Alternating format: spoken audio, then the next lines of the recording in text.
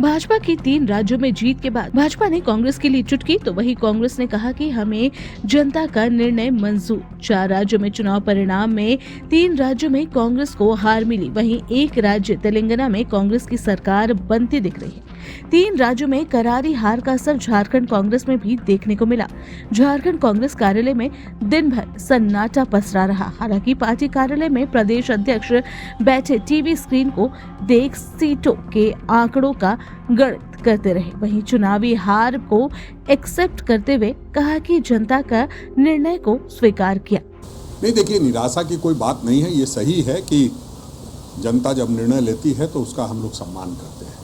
जनता का जो निर्णय है उसको हम सिरोधार्य करते हैं। और अभी भी मैं ये कह सकता हूँ कि छत्तीसगढ़ और तेलंगाना में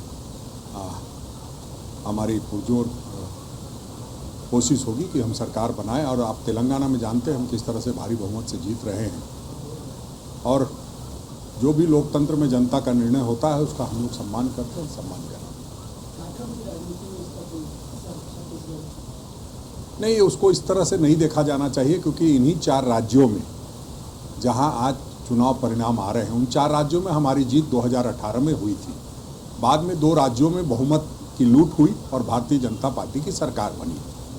और उन 4 राज्यों में जीतने के बाद जब लोकसभा में चुनाव हुआ तो वहाँ भारतीय जनता पार्टी जीत गई। और जब लोकसभा चुनाव के बाद यहाँ विधानसभा का चुनाव हुआ तो हम लोग जीत गए। तो इसलिए इससे बहुत उत्साहित होने की ज़रूरत नहीं है। कुछ लोग बहुत ज़्यादा उत्साहित हैं और तरह तरह की बातें कर रहे हैं कि मोदी की गारंटी, देश की गारंटी, पता नहीं क्या क्या कह रहे हैं। तो इतना उत्साहित होने की ज़रूरत नहीं। हम समझते हैं कि जब हमने हार स्वीकार किया है तो उनको भी जीत का जश्न मनाना चाहिए। लेकिन अहंकार जब सर चढ़ करके बोलता है तो आने वाले समय में नुकसान करता है। इसलिए हम ये उम्मीद करते हैं कि जिस तरह से हम लोग ने आदरणीय अपने शीर्ष नेतृत्व के अंतर्गत सारे संगठन का सशक्तिकरण किया है, तो आने वाले समय में जो लोकसभा चुनाव सबसे पहले होने वाला है वहाँ हमारी जीत। प्रदेश प्रवक्ता प्रतुल शाहदेव ने रामधारी सिंह दिनकर की कविता का जिक्र करते हुए कहा कि अहंकारी सरकारों का जाना तय होता है। जब नाश मनुज पर छाता है, पहले विवेक मर जाता है।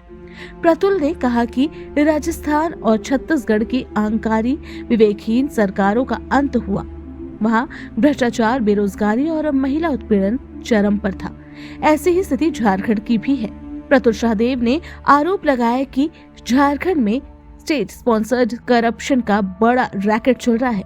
झारखंड सरकार की भी उल्टी गिनती शुरू हो गई है। मुख्यमंत्री हेमंत सोरेन अब जितने दिन हो सके अपने सायरन का काफिला बजाकर घूम ले। प्रतुल ने कहा कि मुख्यमंत्री की सरकार की उल्टी गिनती तो शुरू हो गई है, क्योंकि प्रदेश की ठगी हुई आदिवासी मूलवासी जनता ने इनके सरकार का बाजा बजाने का आगामी वर्ष के चुनाव में निर्णय ले लिया है।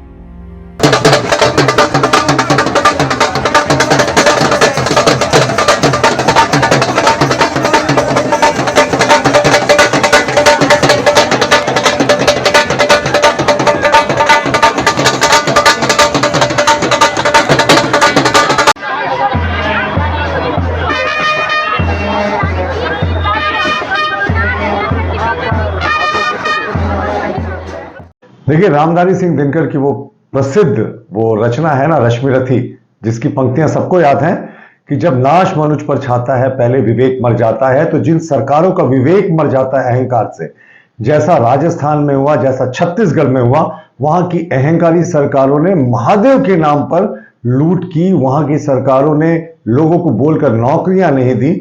वहां की सरकारों ने महिला उत्पीड़न को बढ़ने दिया, बिल्कुल इस पर रोकथाम नहीं लगाई। कमोबेश यही स्थिति हमारे झारखंड की है। झारखंड में तो वहां से कई गुना ज्यादा भ्रष्टाचार हुआ है।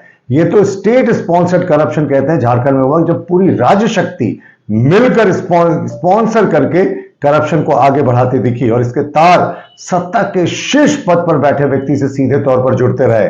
तो उन दोनों राज्यों से कांग्रेस की विदाई हो गई। मुख्यमंत्री जी, अब आपकी भी उल्टी गिनती शुरू हो गई है। कुछ ही महीने बचे हैं। अब जितना आपको सायरन बजाना है बजा लीजिए। क्योंकि अब जनता आपका बाजा बजाने जा रही है। आपने जितना यहां के आदिवासी मूलवासी जनता को ठगा है, सबका हिसाब बैलेट के जरिए आगामी वर्ष में होने वाला है।